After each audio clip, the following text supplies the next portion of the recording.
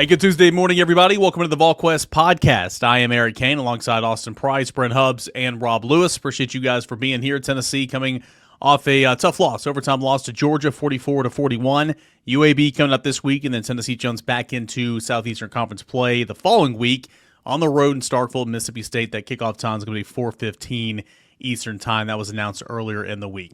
All right, guys, so the dust has settled. We had a couple of days. We talked about it. We had plenty of the rewatch columns, and we talked about on the rewind and post-game mini-pods and all that. So we can talk Georgia a little bit, but really what I want to know is kind of what do we know about this football team right now? 3 games in, are they better than you thought they were going to be, about the same, worse than you thought they were going to be? Austin, kind of where are you at on this football team from what we've seen so far? Well, through 3 games, they're better than I thought they would be in totality. I knew in certain spots they were going to be really pretty good. But you just didn't know about Joey Aguilar. You didn't know about the receivers because they hadn't done it. And Joey got here in May, and you're asking the kid to learn it and win the job and play at a crazy good level, and he's done just that. Tennessee's been able to run the ball pretty effectively. I think Star Thomas has been a nice surprise going back to spring. But for me, they're better than I thought they were. They have everything in front of them. Now they just have to go out there and have the same mindset and same belief that they kind of showed from most of that game against Georgia.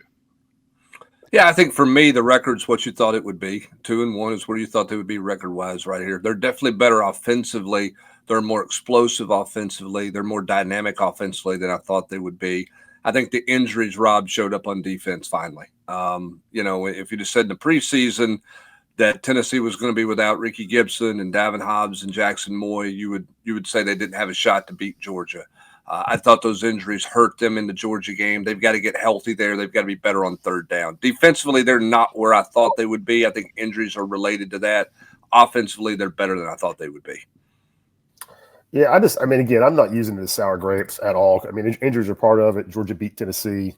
That's clear, and that was established. But my point is, I want to make is like the best version of this Tennessee team when they're healthy can be pretty damn good. I mean, the defense, Hubbard. I mean, Ricky Gibson. I mean, who knows on that one? But if you're getting Jamar McCoy back, or if he's on the field, I mean, does Gunnar Stockton, is he the next time you see him?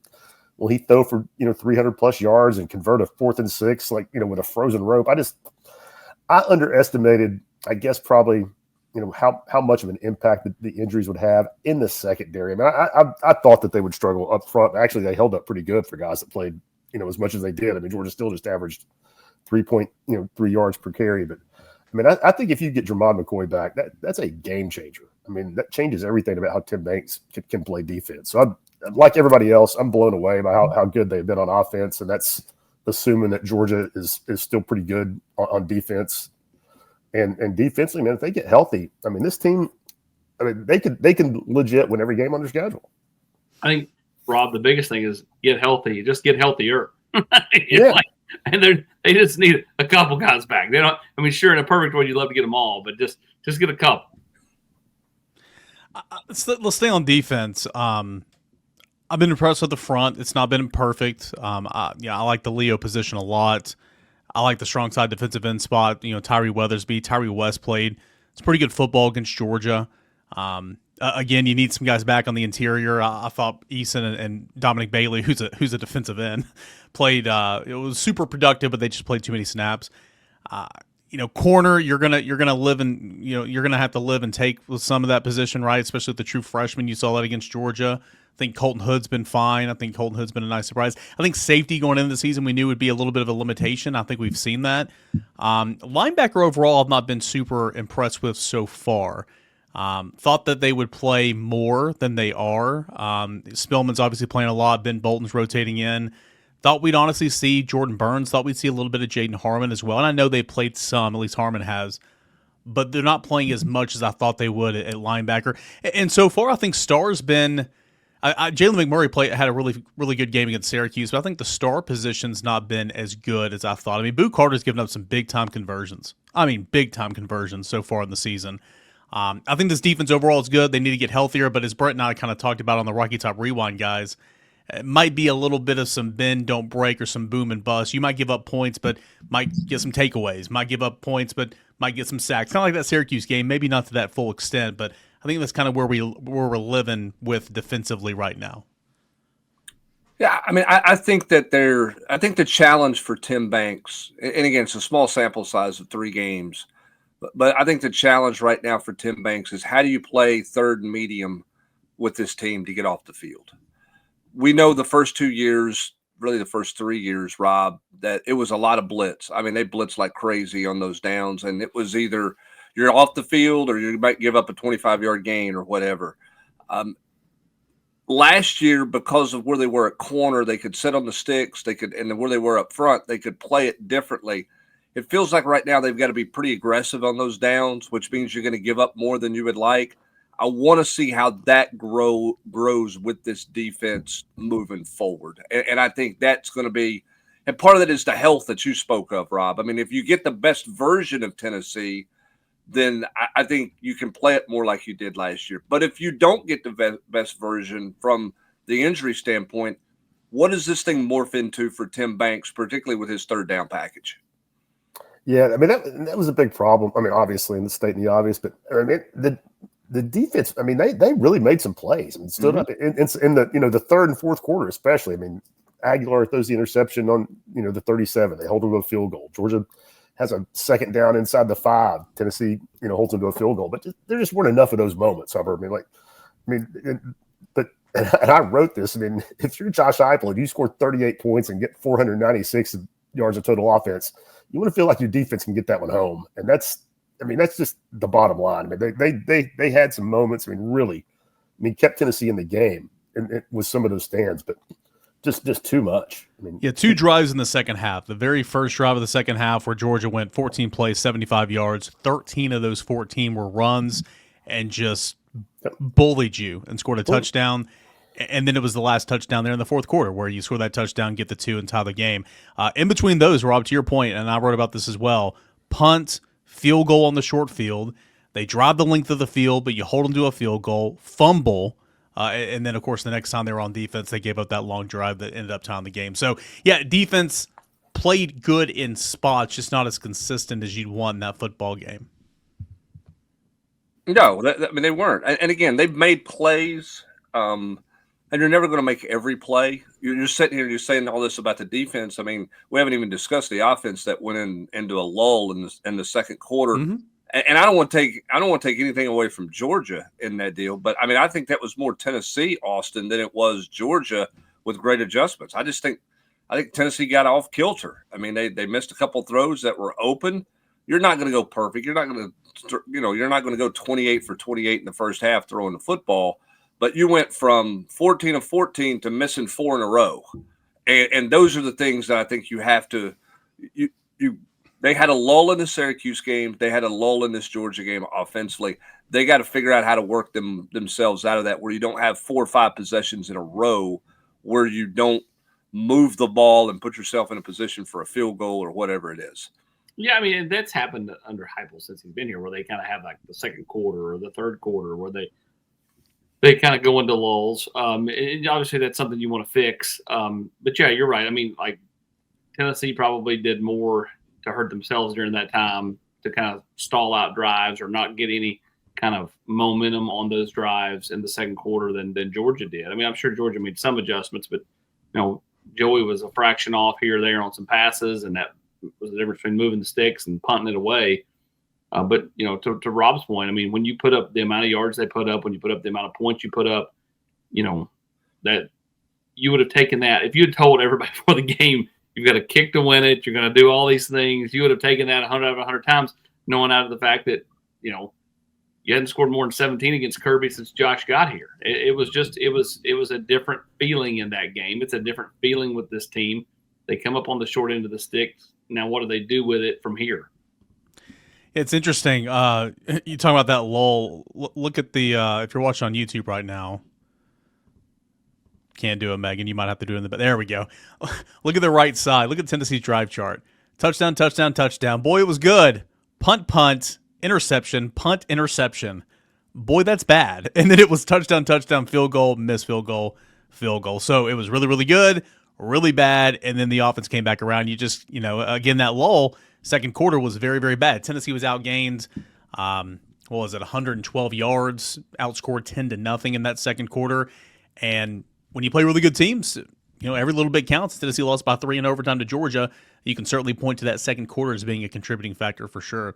Well, that second interception was as unfortunate of a deal as Yeah. you can have. I mean, he falls down. That's a first down. That's a good ball. It's a good route. It's the right play call. Brandon Staley just lost his footing on that one. And that's, that's the maddening things that you look at. It's like, okay, you gift wrap them something there when you were going to go the other direction. And again, that's what Josh Heupel was talking about, Rob. It's just it's a play here or play there, and it's a made kick, it's a missed kick. And when you get two good teams together playing, you go back to 22, Alabama fans would have been having the same conversation on Monday. Missed a field goal. If Gibbs catches the ball, Tennessee doesn't have a chance to win it at the end. It's a matter of just a play or two here and there. Georgia made one more play essentially than what Tennessee made, Rob, and that was the difference. Yeah, to me, I get it. I mean, it's a gut-wrenching loss, especially given the fact that it's now 9 straight. But I mean, if I'm a Tennessee fan, I'm more. I mean, after getting over the initial just heartbreak, I mean, I'm pretty encouraged by what I saw. In light of this, I mean, that was a game, and we watched the game Saturday night.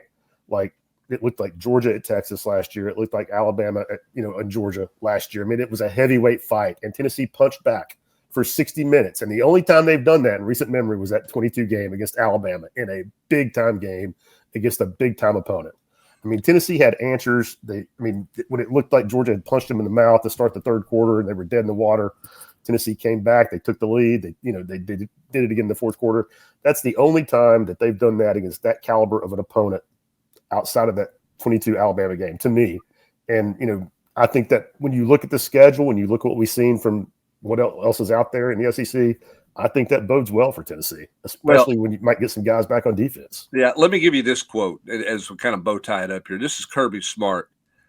Quote, "We thought our advantage was our conditioning level," Smart said after the game. "We felt we were a better conditioned team.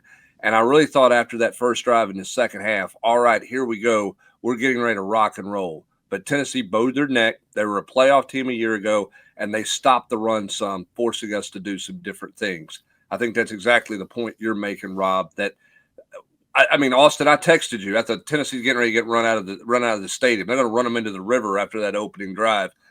Tennessee's character. What does Josh Heupel call it? Competitive character. Eric, what's the phrase? Is that? Yeah, that's it. I mean, they fought and they did exactly what you needed to do, and because of that, Austin, Rob's point that you should be encouraged by things is exactly right, because if they play like that, Tennessee can beat anybody they play on any Saturday anywhere. I mean, is that not the best team they're going to play this year? In my opinion, yes. Yeah, we'll we'll see see what what Alabama turns into. Oklahoma, obviously, but We'll see what Oklahoma turns into. We'll see what Alabama has found out. Today, that's the best team they're going to play. Yes. I don't think Wisconsin's very good, but I think the obituary on Alabama was was written too early. Oh yeah. I don't think they're talking about what Kalen DeBoer's buyout is in Alabama this week like they were 2 weeks ago. But that's still an uncertain situation. Mm-hmm. It is. But they definitely were better, and the quarterback's certainly playing well the last 2 weeks. It's a place you haven't won at in forever. Same with Florida as well. And I know Florida's a dumpster fire. Although Florida lost by 10 after turning it over 5 times, which is just wild to me on the road. Nonetheless, and 1 defensive touchdown. Yeah. Nonetheless, I think Tennessee is overall better, and I recognize defense has got to come and do some things, but it's because of Joey Aguilar, quarterback, right? Easy answer, low hanging fruit. Well, I think this too, Eric. I think what's probably not talked about as much, and I don't want to take anything away from Joey. There's some wrinkles into this offense that clearly Tennessee invested a lot of time this offseason. I think Sleth Luttrell, I think Joey Halsley, I think that staff really went to work on, okay, what did teams do to us last year that caused us a lot of problems that we couldn't do? What are some wrinkles we can put in? You're seeing some different things with this offense that I think are effective and I think have gone really well. How much more of that is there in this offense? We'll see. Joey, I think, allows you to do all the things that you want to do, but I think those wrinkles should be noted in how Tennessee is adapting their offense to how teams are playing them. I think the result of that is you scored a lot more points against Kirby Smart than you have. Yeah, I think it's nice when you're not running dig routes every single pass pattern. But I mean, also like too with Joey Aguilar, I mean, I thought he would be fine. I thought, certainly after the first 2 weeks, I'm like, okay, a little bit better. But I mean, it was kind of like you got to see it to believe it type deal, and we'll see what Georgia's defense turns into. Again, I'm like Rob. I think Georgia's going to be fine. One of the better football teams, in the country. Seeing what he did against Georgia against the Kirby Smart defense, I'm like, I would have never guessed that. And if you can do that, you can throw for almost 400 yards and 5 total touchdowns against Georgia. You can absolutely beat any team on the schedule. So, I mean, again, like to Rob's point, if I'm a Tennessee fan, I'm encouraged. Now, again, no moral victories. Josh Heupel doesn't want to hear any of that, and this is not a moral victory, but you can still leave a loss and feel encouraged by looking down the schedule here and saying, okay, well, you get that effort from your quarterback and your team, you're gonna be able to win a whole lot of games on the schedule. Well, we said before the season started, you have to do something you've not done in a while, which is either beat Georgia, you hadn't done it under Heupel, and you hadn't done it since 2016, or you have to win at Alabama or at Florida. Something Tennessee's not done since you were in like middle school. I had a lot more hair, and Hubs and Rob had a lot more dark hair. So I had a lot's changed. I was in elementary school, by the way. 22 years. Okay, elementary school. That's even better. 2003. So I mean, that's where you're at with this thing. Now you got to go on the road to Alabama, win, to Florida, win. You got to win at least one of those if you're trying to get back to the playoff, and that's holding serve against everybody else. So you like where this team's at. Joey Aguilar showed you something the last couple of weeks, and even going back to the Syracuse game. He's just shown you the ability when things break down to improvise, to throw and make throws with touch. The second touchdown to Brazel, where he kind of fitted over on that kind of like that little post there towards the goal post. Like that's a throw where he had to put something on it, but also not put too much on it and give it some air. And he did that. Like those little throws, the plays where things break down, he's able to make something out of nothing. That's what makes me think this offense can really continue to hum. Hey, everybody. Welcome back into football season. Week number 4 coming up. Man, it's just flying right by. Take advantage of it. Enjoy it. And this football season on 3 is enjoying it because thrilled to be teaming up with the great people over at BetMGM this football season. When you join BetMGM, you get access to a variety of parlay selection features like same-game parlays, live betting options, and so much more. If you haven't signed up for BetMGM yet, use the bonus code ON3. That's bonus code ON3. You're going to get up to $1,500 first bet offer on your first wager with BetMGM. Here's how it works. Download the BetMGM app and sign up using the bonus code ON3. Deposit at least $10 and place your first wager on any game. You're going to receive up to $1,500 in bonus bets if your bet loses. Just make sure you use that bonus code ON3 when you sign up. Make this college football season one for the history books. Make it legendary.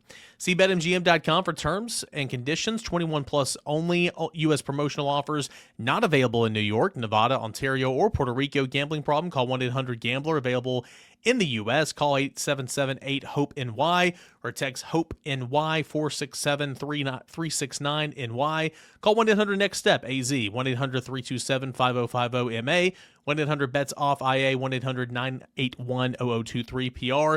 First bet offer for new customers only, subject to eligibility requirements, rewards, and non-withdrawable bonus bets that expire in 7 days in partnership with Kansas Crossing Casino and Hotel. Don't forget, if you haven't signed up for BetMGM yet, use promo code ON3 and get your $1,500 first bet offer today. Look at the SEC overall. And again, it's very early, right? I mean, we got to see how these teams evolve and everything, but I think the SEC is completely up for grabs. I agree. I mean, completely up for grabs. Texas is very, very, very mediocre right now with Arch. Yes. That can change. He's got a lot of talent, but very mediocre right now. A&M's been impressive. Obviously had a big comeback win over Notre Dame. Vanderbilt looks good. South Carolina, overrated. Oklahoma looks good. Okay. Oklahoma might be nasty. Yeah. Maybe. Ole Miss, I don't know. Ole Miss scores a lot of points. I don't know about Ole Miss. Alabama, of course, had the hiccup against Florida State. Auburn's been fine. Missouri's looked pretty good, actually. Mississippi State's been better than expected. But LSU, again, some of these heavy LSU hitters. for me, because like, what are they? Everybody wants to. They love up Nussmeier and how great he is. I don't see it. and Brian Kelly can throw his temper tantrums in his post-game press conferences. But, I mean, they were lackluster against Louisiana Tech. They beat a bad Clemson team 17-2. They got so much juice from that. Listen, no road win's a bad road win, okay? Winning at Clemson's super impressive. But that win looks less impressive 2 weeks later. They barely beat Louisiana Tech by a couple scores in a game that, should be fairly heavy. As you pointed out, Eric, they turned over 5 times and still only beat, Florida only lost by 10. Florida turned over 5 times. They'll blow out the win this week, and then they go to Ole Miss. To me, that's a barometer game for both those teams. Is Austin Simmons back? Are they still playing shambles? What are they doing at Ole Miss? And LSU teams, to me, an enigma because you just don't know really what they are. Are they as good as everybody's got them ranked at 3 or 4, or are they a bit over bloated at this point? If LSU played Georgia tomorrow on a neutral field, I'd take Georgia all day long. I would too. I mean, especially after seeing Georgia play on Saturday. Which, I mean, again, I was never buying into I think Georgia's mediocre. I mean, I was like, well, let's see him play somebody with a pulse. And Stockton was much better than I thought he was. He was. Give him credit. I mean, he stood absolutely props. Throws. I mean, I'll be the first to tell you, I was a doubter, huge doubter, and he stood in there and made tough throws. He got hit. The 4th and 6th throw was a dime. But I mean, there was multiple times where he stood in there and got pummeled and delivered really good passes. So the kid's got a lot of toughness. Yeah, I mean, look, it's what's interesting, and again, you do this, I think, when you have early season games, particularly if one's like the way the Tennessee game was against Georgia. I think both teams, win or lose, came away with more positives than they did negatives because of how that game played out. Georgia fans feel better about their quarterback situation. They know they've got to get healthy on the offensive line. They've got a week to do that before they play Alabama. But I think Georgia likes themselves better than they did 2 weeks ago when everybody was talking about, hey, you can't throw the ball down the field. Much like Tennessee likes themselves better, even though they lost the game, because you feel like the entire field's open for you offensively and you can do some things with the quarterback spot. I think the team, and Rob, you said it best, I think this Oklahoma team, when I look at their schedule, I think they could be setting in a pretty good spot here. They get Auburn at home. I wonder if that's too much for Jackson Arnold to come back there and play. I like Oklahoma beating Auburn at home. They're going to beat Kent State. The Red River rivalry, everybody thought it early in the year, okay, there's Texas, big bad Texas. They're not big bad Texas right now. That one feels much more gettable for Oklahoma. Then they got to go to South Carolina, who Austin mentioned it earlier, is just not – they're a shell of themselves and where they are. Ole Miss at home, and then you come to Tennessee. I think Oklahoma has got a great shot to be right where they want to be rolling into Knoxville, Tennessee, with that game having the entire nation looking on them. I mean, I think that schedule sets up for them pretty well. Yeah, that should be for a murderer's row schedule. I mean, look at that. I mean, that's filthy. I mean, but everybody's like that in this league right now. I mean, pull up anybody's schedule and you say, well, who's got an easy one? I mean, anybody in this league, because of where the league is and it's so jumbled up. But I think if you're Oklahoma fans, you feel better about the Texas matchup than you did August 1st. 100%. Right? I mean, and then you get games at home that are more of your toss-up games before you come to Knoxville. That's my point. I mean, I think you feel better about your chances of going to Columbia, South Carolina and winning right now than you did August 1. So murder's row, but I think it looks like it's playing into your favor a little bit if you're Oklahoma right now. Your point is murderer's row on paper to begin the season isn't necessarily murderer's row now. As we get a few weeks in, you kind of see where everybody's at because you're right. I mean, Texas is going to need that win over Oklahoma as a quality win. Mm-hmm. I mean, but you talk about somebody who does have an easier path. Yes, they have to go to Georgia. I mean, their schedule is far easier than Oklahoma's. When they entered the league, they gave Texas the cream puff first 2 years and gave Oklahoma the juggernauts. I mean, look at that. I mean, that's a joke.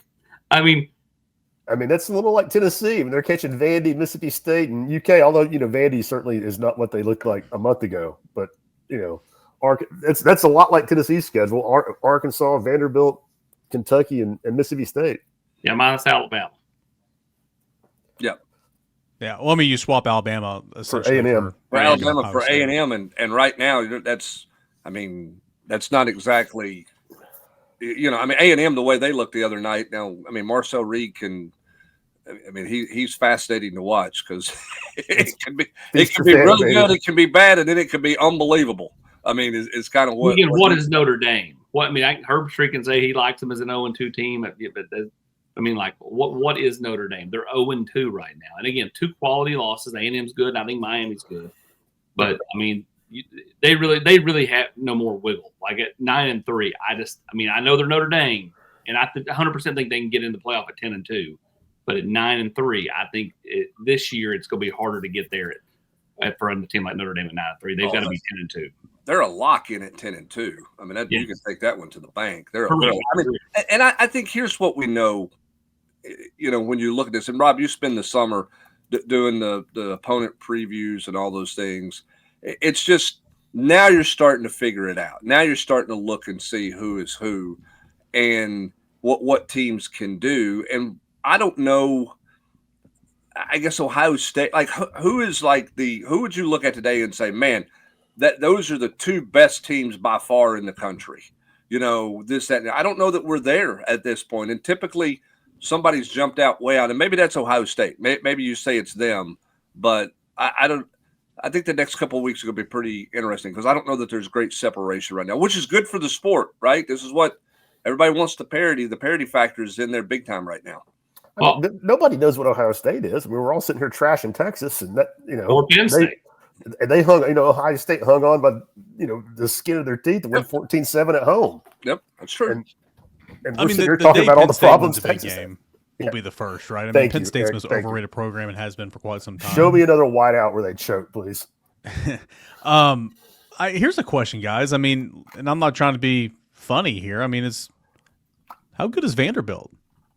Vanderbilt's shown a lot of moxie here. They outscored Virginia Tech. I know Virginia Tech's a train wreck, 34-0 in the second half. Put the whooping on South Carolina this week on the road. Both those wins on the road. Vanderbilt has looked really, really good. I don't have their stats pulled up in front of me or anything, but I know last year they ran Diego Pavia so much, and I just can't believe it was that sustainable all year long. I don't know if they're still doing that. I would assume so because he's such a dynamic athlete. But Vanderbilt's looked really, really impressive. Now, look at that schedule. Again, you've got LSU. You're going to find out exactly how good they are their next 2 conference games. Yeah, they're going to be 5-0 going to Alabama. And there's no way Alabama's losing that game, right? If they don't have that one circled, Austin, I don't know what they're doing in their locker room if they haven't had that game circled for a year. Diego Pavia may smoke a whole carton of cigars if he wins down at Alabama. You're right. That's one they've got circled, pinpointed, sharpied, whatever you want to use. I think Vanderbilt is a good football team. I still don't know that we can definitively say what they are, though, because Virginia Tech is a train wreck. Now, again, no road win is a bad road win. Every road win's a good road win, period. So that's kudos to them. Then South Carolina, same type of thing. Lenore Sellers, gets knocked out with concussion. And they, to me, were a shell of where they were a year ago because Dow Loggins is at Appalachian State. So they're trying to figure out their footing, in Columbia. So, again, 3-0, it's 3-0. But, I don't think you can definitively say, Vanderbilt's a team that, really can push here to do anything more than 8-4 at the most. I think Vandy could start 5-0. I think they could start 5-0 and still miss a bowl game. They'll be Kentucky. That's the one it'll come down to. That's the. Who do you think they're going to get? Obviously beaten Auburn 2 straight years. I'm not. Here's what I would say, and you're maybe I'm just right. saying they could. You're right, Rob. That may be how it plays out. Here's what I believe about Vanderbilt through 3 games.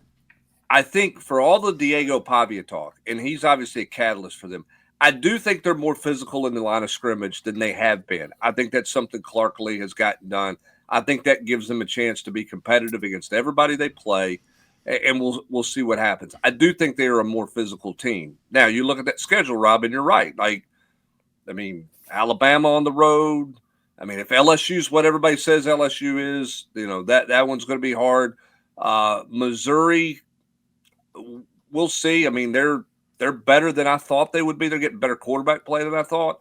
And then you look at it, and you're right, Rob. They could be 5-0 and fighting for their lives to get to postseason play if they don't upset somebody, because they're not going to be favored. Look at that schedule. Who are they going to be favored against? Maybe Kentucky at home. I think they'll be favored against Missouri at home. Ooh, I don't know about that one.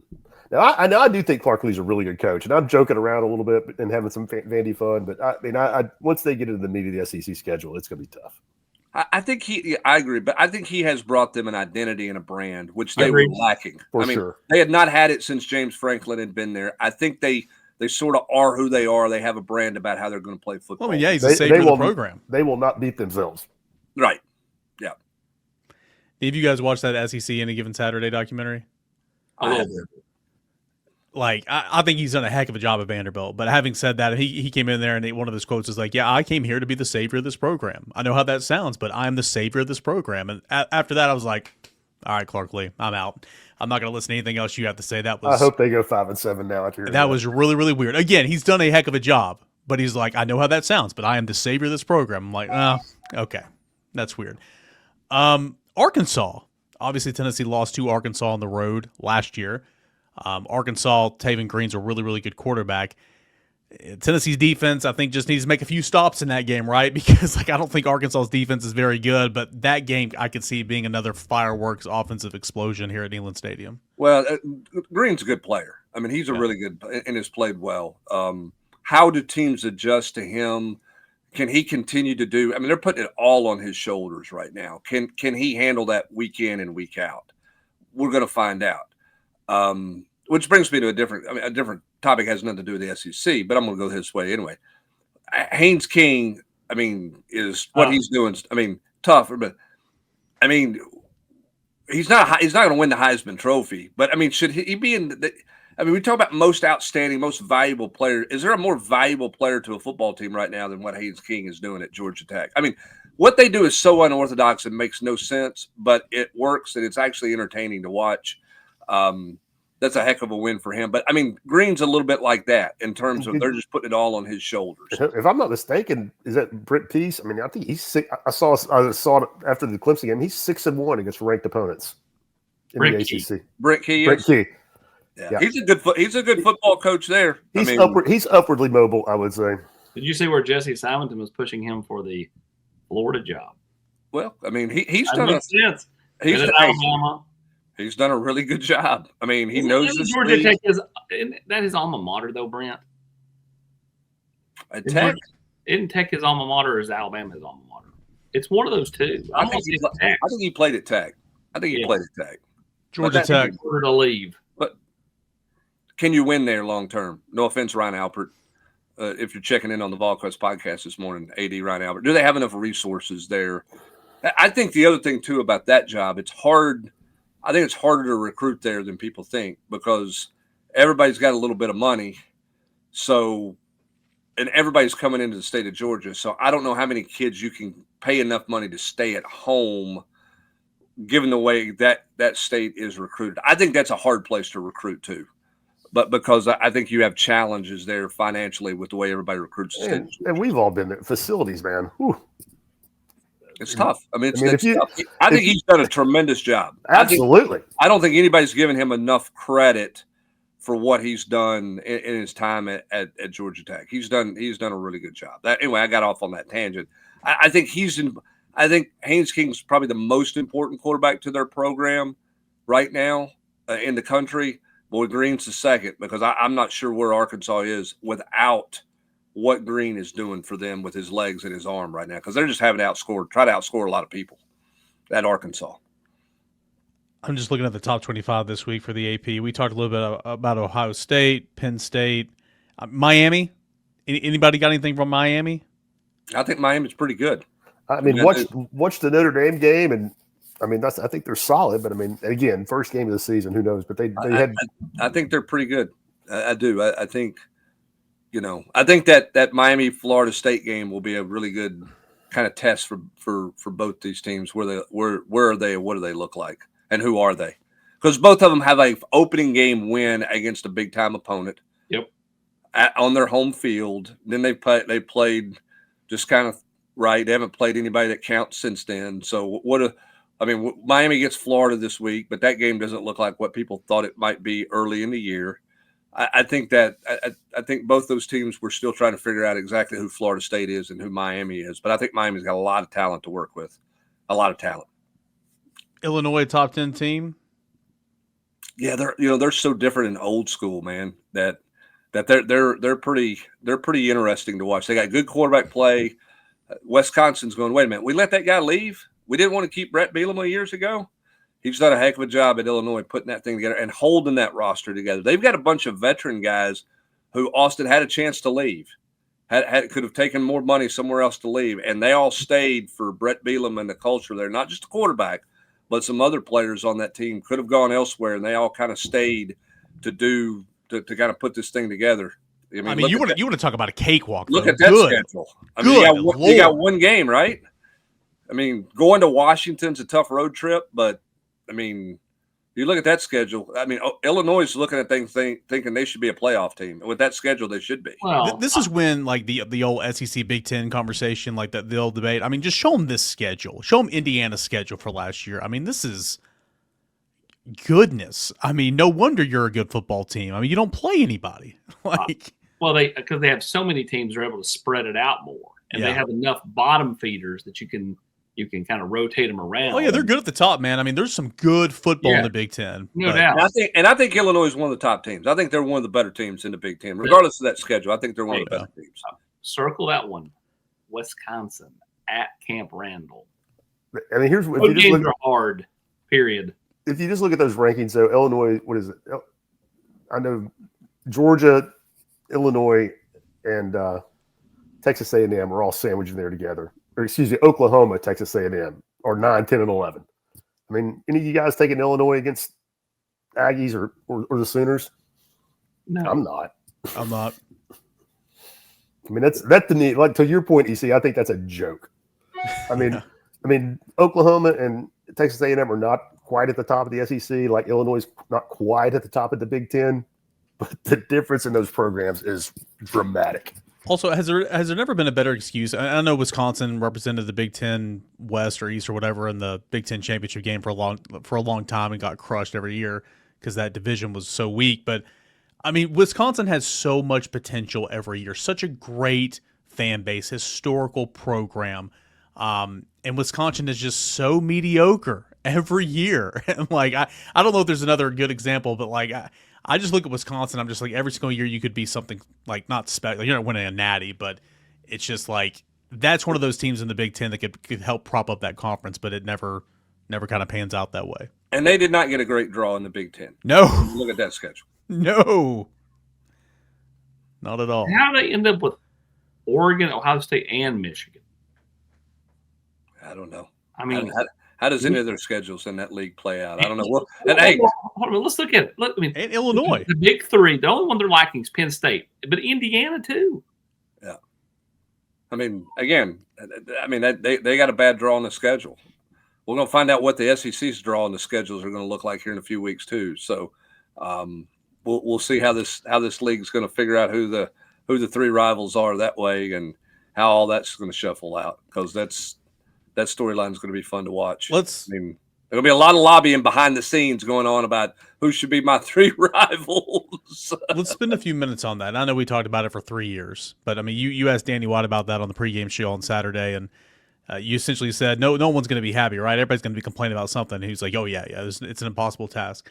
Looking at competitive balance, last 5 to 10 years historically, regional, all that, historical rivalries. Do we have a feeling on that third? I mean, again, it's Vanderbilt, Alabama's the assumption 1 and 2. I mean, is there any gut feeling on that third? I've been hearing chatter about Florida. I'm not trying to break news here, but I've heard Florida come up a lot in the last 2 weeks. Have you guys heard of anything? I mean, what's your gut feel there?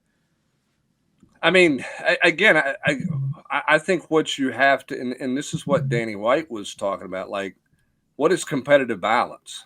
Like what's the human element that determines that?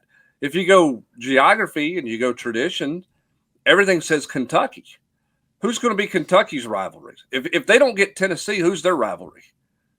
Teams that aren't their traditional rivals. Right. So if you're going to do if tradition's going to factor in, one would say it has to be Tennessee because that's Kentucky's biggest rival in the SEC, is it not? I mean, who else would it be?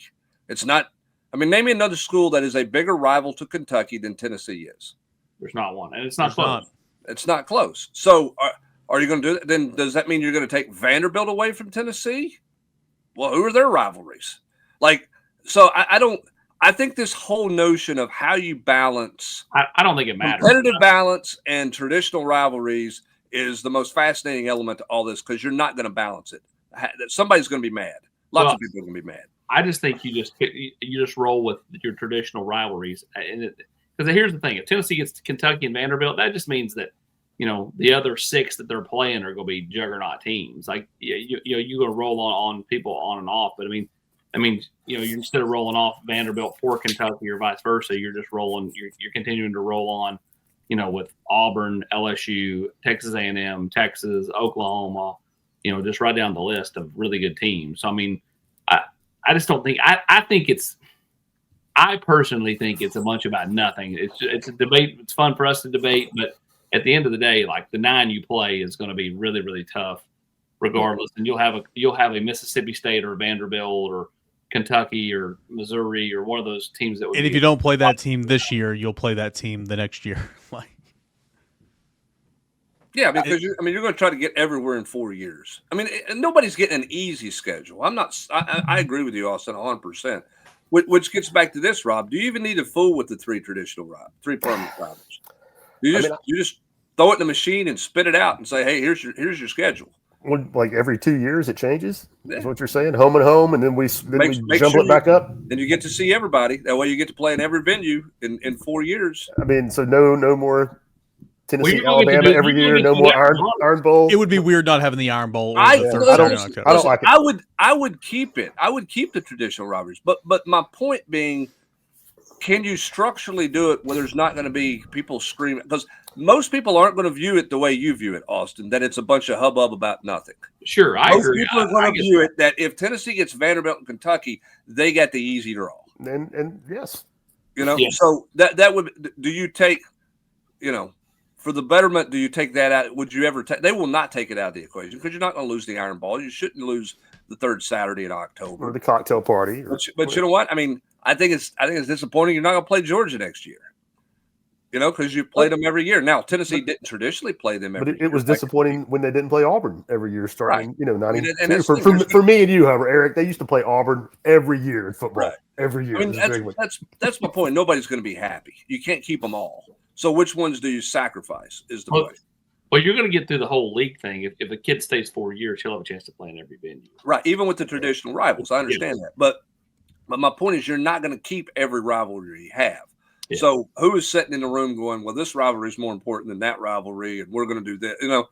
That's it just creates more anger for people doing it this way. I would be happy to do it. Sign Rob Lewis up. Maybe the problem. I mean, here's the problem. In the teams like Vanderbilt, there's teams like Vanderbilt, South Carolina, Missouri, that Mississippi State that nobody cares about outside their own fan bases. They don't have any rivals that they're nobody's main rival. Right. And but yet somebody's got to try and make them happy. I mean, I've watched Tennessee my whole life. If Tennessee didn't play Vanderbilt or Kentucky in football, it wouldn't matter to me a bit. But it would matter to Kentucky fans. Sure. Because, again, they don't have a bunch of other rivalries. No, they don't have any. Nor does Vandy, nor does Missouri or South Carolina. And so all the powers that be, the flagships are going to have to try and, make all the little guys happy. Bringing it back home a little bit as we're about to sign off here, a couple more minutes. Tennessee UAB this weekend. Austin, what does Tennessee need to accomplish in a game like this against UAB? Which interesting. I was interviewing Edwin Spillman for the Ball Network deal, and he was like, "Yeah, got a great coach." And he smiled. And I'm like, "Oh yeah, Trent Dilfer. A couple of these guys play. Caleb Beasley played for Trent Dilfer. That's a nice little side story, but." It's a payday game. Tennessee's going to welcome UAB, and Tennessee should win by as much as Tennessee wants to win by. Well, that's the key. Win by as much as you want to win by and stay healthy. Just like the ETSU game, 2 weeks ago. You just continue to build on what you've done. You want to see another solid game from Joey, another solid game from the wide receivers, run the ball effectively, defensively, improve on some things you struggled with.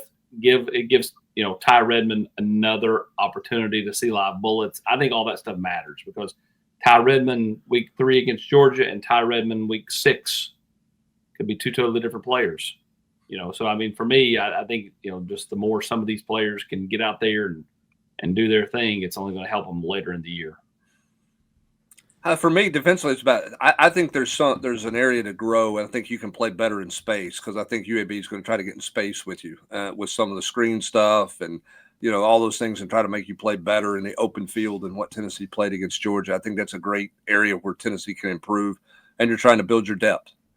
I mean, who's above the line and who's below the line when you roll back into SEC play? Because you're going to have to play over the course of the next 2 months, Rob Lewis. You're going to have to play more bodies than you played on both sides of the ball against Georgia. I get why you didn't. I get what you were doing. I don't think you can do that for the rest of the football season. You're going to have to play more bodies. Yeah, I mean, just get better on defense, figure some things out. I know Eric talked to Edwin Spillman today. He said, one of the things, and he was pretty emphatic about it, was, communication. Communication's got to be a lot better. He blamed that for, a lot of the, problems they had in the back end, and the linebackers are involved in that. So this is just a big opportunity to try and iron some of that out before you jump back into conference play. Yeah, I mean, I think Tennessee was at its best at safety last year when they played 4 guys. Had a true 4-man rotation. And right now you don't have 4. You're playing 3, but really you're playing 1 and kind of rotate 2 other ones. I mean, Andre Turnitin's not leaving the field. Try to find some guys. Try to become deeper. I want to see a lot of these young tight ends. I mean, I know, Brent, you said it and you wrote about it. Miles Kitzman's playing way too many snaps. Way too many snaps. If it's not Ethan Davis that's cutting in that snap count, I mean, it's a Jack Van Dorsdale. Like, somebody's got to step up at that tight end position because they weren't in 12 as much as I thought they'd be against Georgia. Miles Kitzman played like 66 or 67 snaps, whatever it was, and that is a lot. When Ethan Davis played like 20. So games like this allows a lot of young guys to get in there and play, and Tennessee will get a win, and then, of course, get back into conference play at Mississippi State's the following week.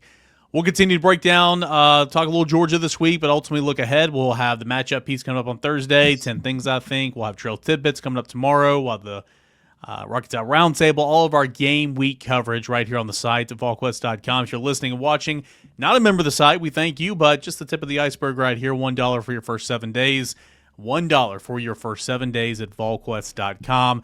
A lot going on, so come be a part of it as well. We got fall baseball starting soon. Basketball news is going to start to ramp up a little bit. Recruiting news happening right now. All that and more you can find at Volquest.com.